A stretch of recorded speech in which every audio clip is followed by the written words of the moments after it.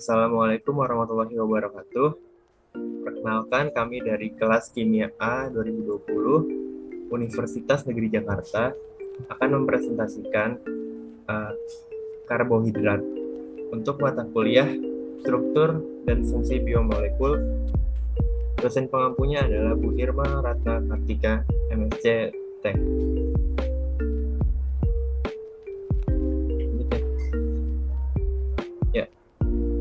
Kami dari kelompok 2 ada Laila Nur Azidah, ada saya sendiri Muhammad Hardian Sakamering, dan ada Alsifa Andita Putri.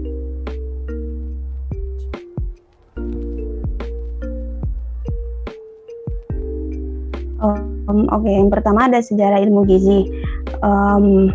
Dari zaman purba Yunani, abad ke-16, abad ke-18, abad ke-19, dan sekarang abad ke-20.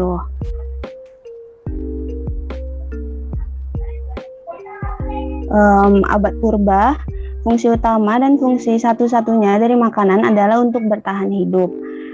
Selanjutnya pada zaman Yunani, Hippocrates pada tahun 400 sebelum Masehi berspekulasi tentang peranan makanan dalam pemeliharaan kesehatan dan penyembuhan penyakit yang menjadi dasar perkembangan ilmu dietika. Selanjutnya pada abad ke-16, Francis Bacon pada tahun 1561 sampai 1629 berpendapat bahwa makanan yang diatur dengan baik dapat memperpanjang umur. Selanjutnya abad ke-18. Abad ke-18, Antoine Lavoisier pada tahun 1743 sampai 1794 hal-hal yang berkaitan dengan penggunaan energi makanan yang meliputi proses pernafasan, oksidasi, dan kalorimetri. Antoine Lavoisier ini disebut dengan Bapak Ilmu Kimia dan Bapak Ilmu Gizi Dunia. Selanjutnya pada abad ke-19, Magendie, seorang ahli kimia Prancis, untuk pertama kali dapat membedakan antara berbagai macam zat gizi dalam bahan makanan, yaitu karbohidrat, lemak, dan protein. Liebig adalah pada tahun 1803 sampai 1873 seorang ahli kimia dari Jerman menemukan bahwa karbohidrat, lemak, protein dioksidasi dalam tubuh dan menghasilkan panas atau energi. Beliau juga menyimpulkan bahwa makanan seimbang harus mengandung protein, karbohidrat, dan lemak. Dan untuk Ringer tahun 1985 dan Luke tahun 1900 mengemukakan bahwa larutan yang mengandung natrium klorida, kalium, dan kalsium klorida diperlukan untuk mempertahankan integritas fungsional. Selanjutnya ada Atwater and Bryan pada tahun 1899. Ilmuwan Amerika pertama, ia membangun alat kalorimetri pertama yang dapat digunakan untuk menyelidiki pertukaran energi manusia. Beliau juga merupakan orang pertama yang menerbitkan daftar komposisi bahan makanan.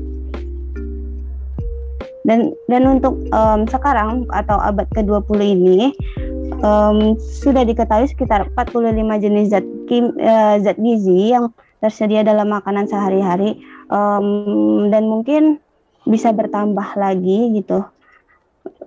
Selanjutnya konsep-konsep baru yang ditemukan pada abad ke-20 ini yaitu pengaruh gizi terhadap perkembangan otak dan perilaku gizi terhadap kemampuan kerja dan produktivitas, pencegahan dan pengobatan penyakit degeneratif, teknologi pangan. Teknologi pangan di sini maksudnya fortifikasi makanan, penelitian zat-zat tambahan yang merugikan dan lain-lain. Selanjutnya ada fungsi karbohidrat. Yang pertama itu sumber energi. Fungsi utama karbohidrat adalah menyediakan energi bagi tubuh. Karbohidrat merupakan sumber utama energi bagi penduduk di seluruh dunia karena banyak terdapat di alam dan harganya relatif murah. Sebagian karbohidrat di dalam tubuh berada dalam sirkulasi darah sebagai glukosa untuk keperluan energi segera. Yang kedua, sebagai penghemat protein. Penghemat protein di sini maksudnya bila karbohidrat makanan tidak mencukupi, maka protein akan digunakan untuk memenuhi kebutuhan energi dengan mengalahkan fungsi utamanya, yaitu sebagai zat pembangun. Sebaliknya, bila karbohidrat tercukupi, maka protein hanya akan digunakan sebagai zat pembangun saja. Yang ketiga, sebagai pengatur metabolisme lemak. Karbohidrat mencegah terjadinya oksidasi lemak yang tidak sempurna. Untuk yang keempat, pemberi rasa manis pada makanan. Karbohidrat memberi rasa manis pada makanan, khususnya monosakarida dan disakarida. Gula tidak mempunyai rasa manis yang sama. Fruktosa adalah gula paling manis. Berikut ada tabelnya, bisa dilihat itu ya. Selanjutnya yang kelima, membantu pengeluaran feses. Karbohidrat membantu pengeluaran feses dengan cara mengatur peristaltik usus dan memberi bentuk pada feses. Selulosa dan serat makanan mengatur peristaltik usus, sedangkan hemiselulosa dan pektin mampu menyerap banyak air dalam usus besar sehingga memberi bentuk pada sisa makanan yang akan dikeluarkan. Selanjutnya, sumber karbohidrat. Sumber karbohidrat adalah padi-padian atau serealia, umbi-umbian, kacang-kacangan kering, dan gula.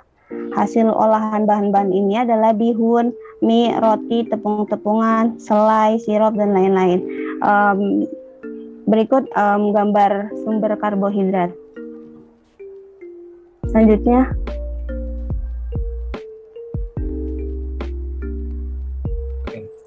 selanjutnya klasifikasi karbohidrat. Karbohidrat dapat dikelompokkan menurut jumlah unit gula, ukuran dari rantai karbon, dan lokasi gugus.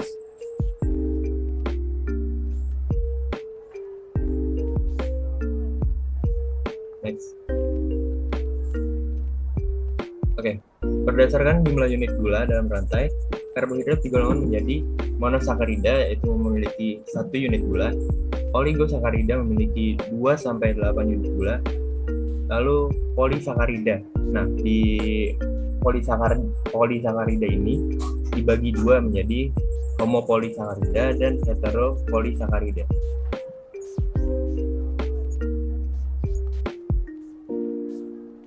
Selanjutnya, berdasarkan lokasi gugus, monosakarida digolongkan menjadi yang pertama aldosa. Aldosa ini dibagi lagi menjadi pentosa dan heksosa. Nah, pentosa ini bisa dilihat dari strukturnya itu membentuk segi 5. Kalau heksosa itu bisa dilihat membentuk segi 6. Lalu ketosa ini dari keton.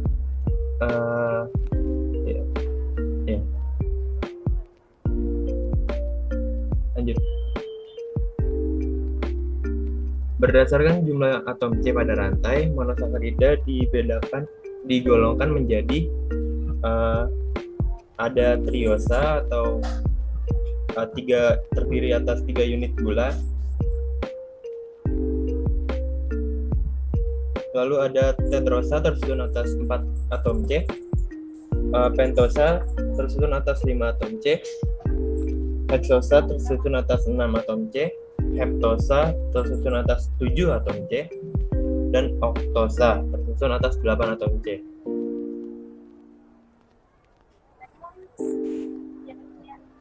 Next.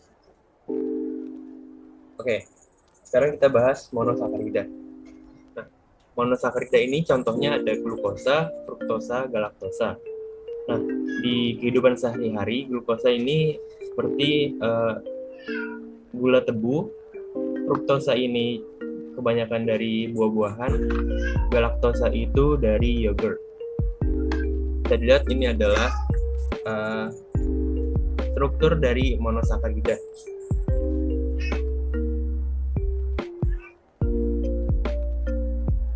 Yang kedua ada disakarida.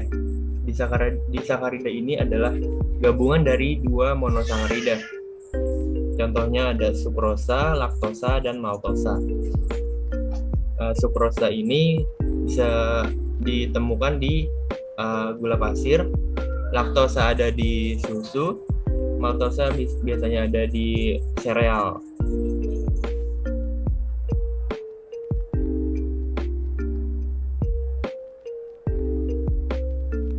Terus selanjutnya oligosakarida. Nah, oligosakarida ini contohnya ada rafinosa dan stakiosa. Nah, di kehidupan sehari-hari sangat banyak oligosakarida. Bisa dilihat di tabel.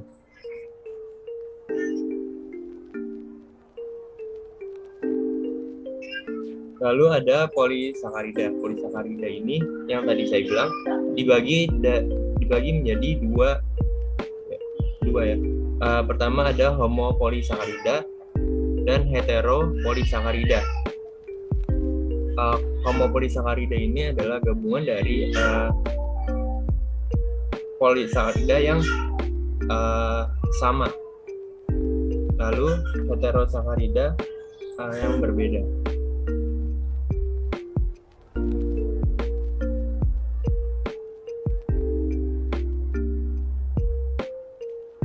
Lalu karena tadi di sakarida itu adalah gabungan dari dua monosakarida, pasti ada ikatan yang menyatukan dua monosakarida itu. Nah, ikatan itu adalah ikatan glikosida. Ikatan glikosida adalah ikatan yang menghubungkan dua monosakarida dengan cara kondensasi gugus hidroksil pada atom karbon nomor 1 dengan gugus hidroksil dari salah satu atom karbon nomor 2, 4, dan 6 pada monosakarida yang lain untuk membentuk disakarida. Contohnya ini, ada maltosa. Maltosa itu adalah gabungan dari dua glukosa. Lalu ada laktosa. Laktosa itu adalah gabungan dari dua monosakarida, yaitu adalah galaktosa dan glukosa. Lalu ada sukrosa. Sukrosa itu adalah dua gabungan dari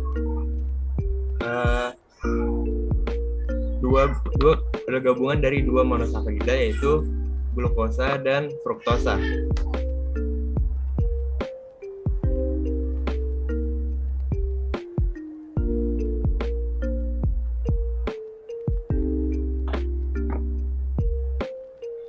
Berikutnya ada sifat fisik. Yang pertama untuk monosakarida, ini merupakan karbohidrat yang sederhana.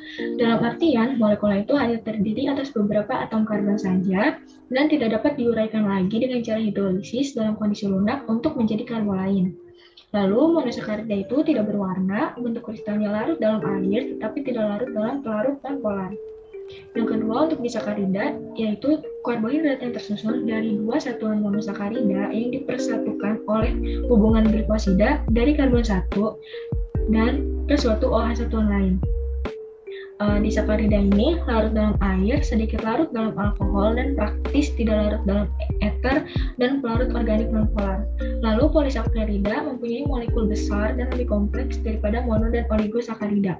Molekul polisakarida terdiri atas banyak molekul monosakarida yang saling berhubung melalui ikatan glikosida. Polisakarida ini berupa senyawa berwarna putih dan tidak berbentuk kristal, tidak memiliki rasa manis, dan tidak memiliki sifat mereduksi. Lalu selanjutnya ada sifat kimianya. Yang pertama itu sifat mereduksi. Monosakarida dan beberapa disakarida mempunyai sifat dapat mereduksi, terutama dalam suasana basah. Sifat sebagai reduktor ini dapat digunakan untuk keperluan identifikasi karbohidrat atau analisis kuantitatif. Sifat ini disebabkan oleh adanya gugus aldehid atau keton bebas dalam molekul karbohidrat. Yang kedua itu ada pembentukan furfural, yang apabila dipanaskan dengan asam kuat yang tepat, monosakarida itu akan menghasilkan furfural atau derivatnya. Reaksi pembentukan furfural merupakan reaksi dehidrasi atau pelepasan molekul air dari suatu senyawa. Hampir secara kuantitatif, pentosa terhidrasi menjadi furfural.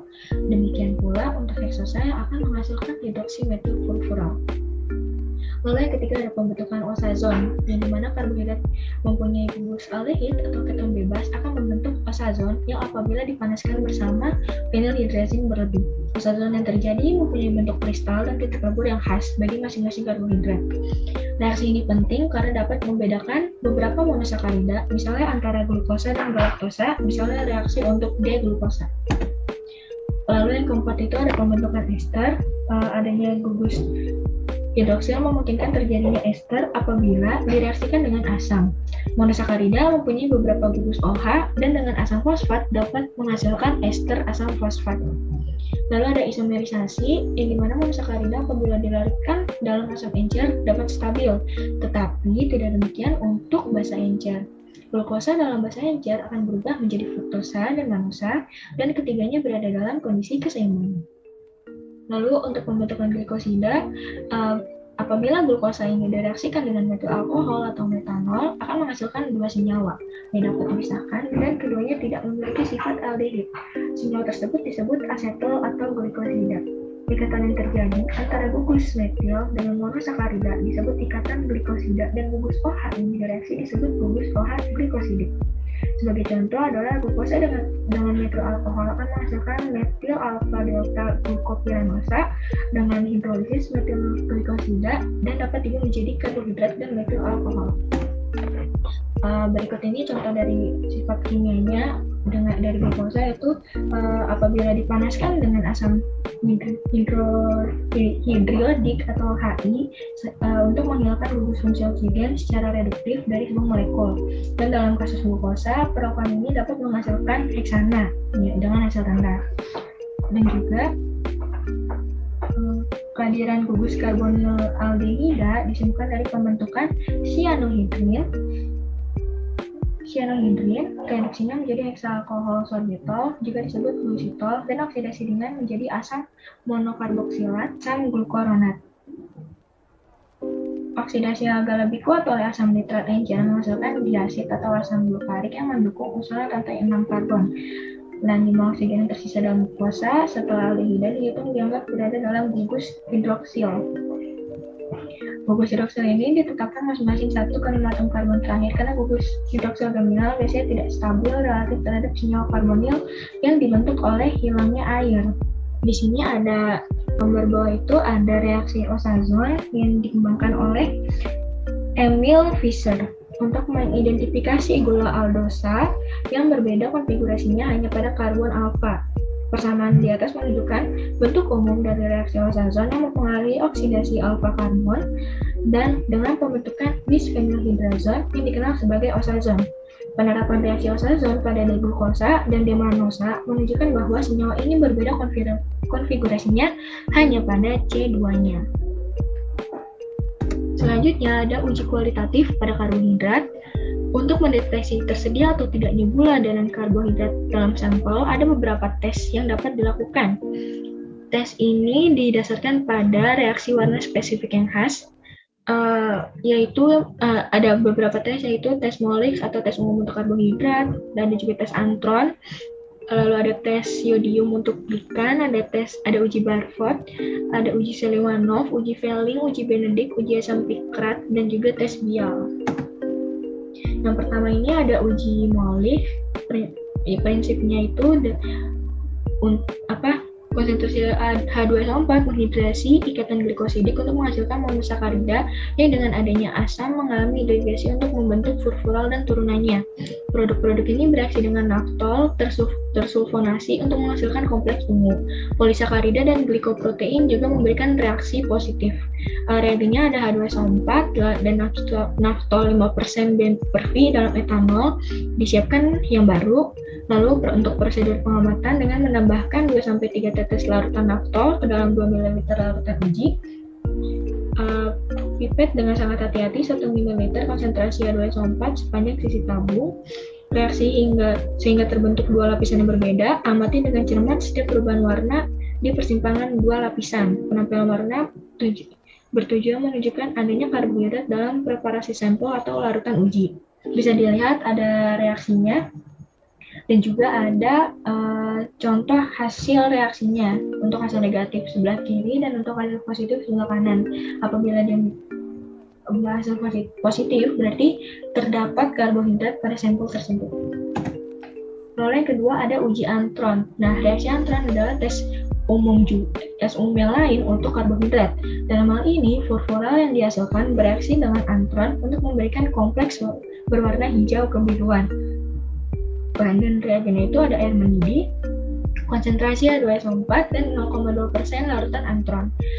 Dengan prosedur pengamatannya itu dengan menambahkan 0,5 sampai 1 ml larutan uji ke sekitar 2 ml reagen antron dan aduk rata. Amati apakah warnanya berubah menjadi hijau kebiruan.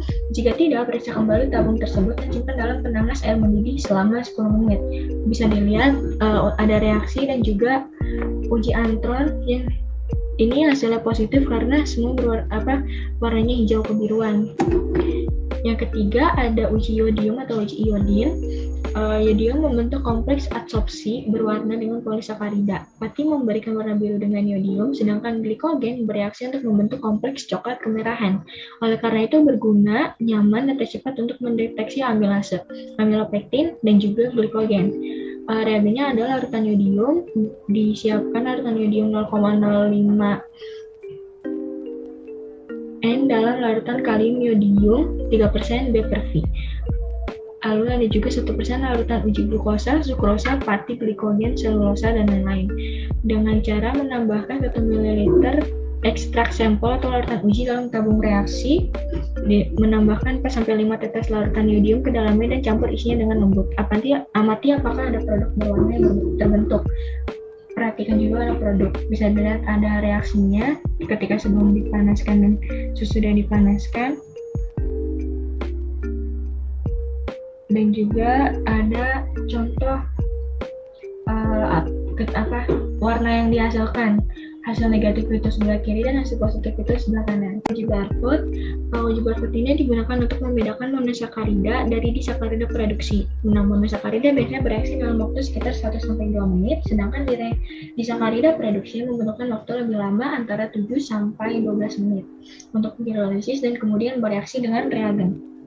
Warna merah bata diperoleh dalam pengujian ini yang disebabkan oleh pembentukan tembaga oksida. Bahan dan reagennya itu ada air mendidih dan juga ada reaksi barcode dengan cara melarutkan 13,3 gram tembaga asetat dalam 200 ml air dan menambahkan 1,8 ml asam asetat glasial ke dalamnya.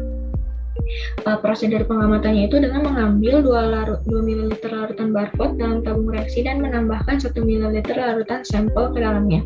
Simpan tabung reaksi dalam penanas air mendidih. Mandi air mendidih cepat harus digunakan untuk mendapatkan hasil yang dapat diandalkan. Carilah pembentukan warna merah bata dan perhatikan juga waktu yang dibutuhkan untuk kemunculannya. Berikut ada reaksi dan hasil uji cobanya. Lalu ada uji Seliwanov. Tes ini digunakan untuk membedakan aldosa dari ketosa. Ketosa mengalami dehidrasi untuk menghasilkan turunan furfural yang kemudian berkondensasi dengan resorsinol untuk membentuk kompleks merah. Pemanasan yang lama juga akan menghidrolisis disakarida dan monosakarida lainnya juga pada akhirnya memberikan warna. Bahan dan reagennya ada air mendidih dan juga reagen Seliwanov 0,05% B/V resorsinol dalam 3 HCl. Prosedur pengamatan dengan menambahkan 1 ml larutan uji ke dalam 2 ml reagen Seliwanov dan menghangatkan dalam penanas air mendidih selama 1 menit. Perhatikan untuk tampilan warna merah tua, ini akan menunjukkan bahwa larutan sampel mengandung gula keto. Bisa dilihat ada reaksi dan hasil ujinya. Lalu ada uji Fehling. Uji Fehling ini uji paling spesifik dan sangat sensitif untuk mendeteksi gula produksi. Pembentukan endapan tembaga oksida kuning atau merah menunjukkan adanya gula produksi. Garam Rochelais bertindak sebagai agen pengkelat dalam reaksi ini. Reagennya ada air mendidih, larutan Fehling A dengan melarutkan 35 gram CaOS4, 5H2O dalam air mendidih dan jadikan volumenya menjadi 500 ml. Lalu ada larutan Fehling B dengan melarutkan 120 gram KOH dan 173 gram natrium NaK tartrat atau garam Rochelais dalam air sehingga volumenya menjadi 500 ml. Reaksi Fehling dengan mencampurkan volume yang sama dari larutan Fehling A dan B, dan larutan ini harus segera dicampur sebelum digunakan. Lalu ada prosedur pengamatan dengan menambahkan 1 ml reaksi Fehling, reaksi nomor 4 ke dalam 1 ml aliquot larutan uji, aduk rata dan tempatkan tabung reaksi dalam penanas air mendidih. Perhatikan juga pembentukan endapan tembaga oksida merah yang menunjukkan adanya gula reduksi dalam larutan. Itu ada reaksi dan juga hasil ujinya warnanya berbeda-beda tergantung dari karbohidrat yang digunakan. Ada glukosa, sukrosa, fruktosa, laktosa, dan juga patik. Lalu tes Benedict. Nah, uji Benedict ini lebih nyaman dan juga reagennya lebih stabil. Dalam metode ini, natrium sitrat berfungsi sebagai agen pengkelat dan kehadiran gula reduksi akan menghasilkan endapan merah oksida tembaga. Bahan-bahan reagennya itu yang pertama ada air mendidih, lalu ada reagen Benedict dengan melarutkan 173 gram natrium sitrat dan 100 gram Na2CO3 anhidrat dalam 600 ml H2O panas. Encerkan hingga 800 ml dengan air, lalu ada larutkan 17,3 gram COSO4 anhidrat dalam 100 ml air panas, dinginkan dan encerkan hingga 100 ml. 4. Ada tambahkan reagen nomor 2 ke reagen nomor 3 perlahan dengan pengaruhan konstan, jadikan volume akhir menjadi 1 liter. Lalu prosedur pengamatannya dengan menambahkan 0,5 sampai 1 ml larutan uji atau ekstrak sampel ke dalam 2 ml reagen Benedict, yaitu reagen nomor 4. Lalu simpan tabung reaksi dalam penanas air yang mendidih dengan kuat. Amati pembentukan endapan merah yang penampilannya menunjukkan adanya gula reduksi dan ekstrak yang diberikan. Bisa dilihat ada reaksi dan juga hasil ujinya. Untuk hasil negatif yang sebelah kiri dan hasil positif sebelah kanan. Lalu ada uji asam pikrat. Nah, ini adalah tes juga untuk mendeteksi gula reduksi. Gula reduksi bereaksi dengan asam pikrat membentuk asam pikramat berwarna merah. Bahan reagennya ada air mendidih, lalu ada asam pikrat jenuh dengan melarutkan 13 gram asam pikrat dalam air suling, didihkan dan dinginkan. Lalu ada 10% Na2CO3. Prosedurnya itu dengan menambahkan 1 ml asam pikrat jenuh ke dalam 1 ml larutan sampel, diikuti dengan 0,5 ml 10% Na2CO3. Panaskan tabung reaksi dalam penanas air mendidih, munculnya warna merah menunjukkan adanya gula reduksi dalam larutan sampel. Bisa dilihat tanda reaksinya. Lalu yang terakhir ini ada tes Bial. Tes ini berguna dalam penentuan gula pentosa. Nah, reaksi ini terjadi karena pembentukan furfural dalam medium asam yang mengembun dengan orsinol dengan adanya ion besi untuk memberikan kompleks berwarna biru hijau yang larut dalam butil alkohol. Bahan reagennya ada air mendidih, dan yang kedua itu dengan melarutkan 1,5 gram orsinol dalam 100 ml konsentrasi HCl dan tambahkan 20-30 tetes larutan besi klorida 10% ke dalamnya. Prosedur dan pengamatan ke dalam 2 ml reagen Bial, tambahkan 4-5 tetes larutan uji dan panaskan dalam penanas air mendidih. Amati pembentukan kompleks berwarna biru hijau. Reaksinya itu bisa dilihat juga ada hasil ujinya dengan hasil negatif itu kiri dan tengah dan juga hasil positif itu yang sebelah kanan. Berikut daftar referensi yang kami gunakan untuk membuat PPT ini. Sekian dari kelompok 2, kurang lebihnya mohon maaf. Terima kasih untuk yang sudah menonton sampai akhir. Wassalamualaikum warahmatullahi wabarakatuh.